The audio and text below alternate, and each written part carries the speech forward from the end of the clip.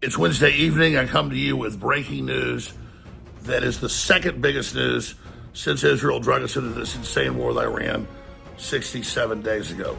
NBC News is reporting, my sources confirm, that Saudi Arabia 3 days ago told Trump, you can't use our bases anymore. This war is over. And now that's been confirmed. Again, Israel struck first, drug us into it. U.S. intelligence, even the IDF told Trump it wasn't going to work, but the Mossad and Benjamin Netanyahu told Trump it was going to work and fed him a bill of lies. They wanted to drag us into a full war with Iran to plunge the whole region into conflict, believing that once we were fully committed, the U.S. would win the war, even if it took 5 years, that Israel would be the new hegemon in the region. So Saudi Arabia has been trying to work with Israel for years, finally understood this was a larger trap to bring down the entire Middle East itself, and stood up to it. This is COVID 2.0 designed to shut down civilization. So this is great news. The problem is, will Israel stage a false flag attack? Shut off a nuke and say Iran did it. Attack the U.S. and say Iran did it.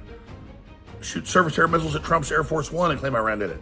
They've been pre-programming all of that. So we're at a very dangerous juncture right now because Netanyahu has already been indicted, convicted. He knows that if he can't keep this war going, he's done. That's why he funded Hamas. That's why Israel created Hamas. Now they've set up Hamas or get rid of Hamas, but they stood down on October 7th.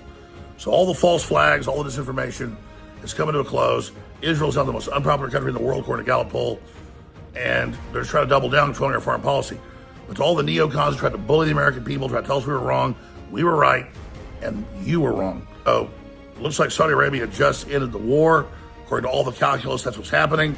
But Israel may do a Hail Mary and stage some big event very, very soon, maybe political assassinations here in the United States for control. You've had the head of the ADL say a month ago, we need to use the same energy Israel used killing Hamas with pagers against Americans that say Israel got us into this war. This is the best news we've seen yet. Trump's declared victory 31 times. He said the war is over many, many times.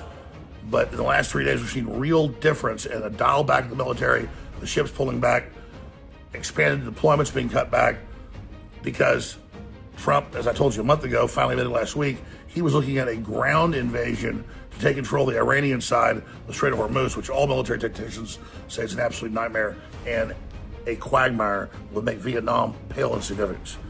So Israel wanted to bait us in as they implode to be their guardian by getting us into a fight we had to commit to. Pray to God this is happening, but it looks like it is. At the 11th hour, 58th minute, America and the rest of the world is waking up, and good for Saudi Arabia standing up and not being pulled into this new world war.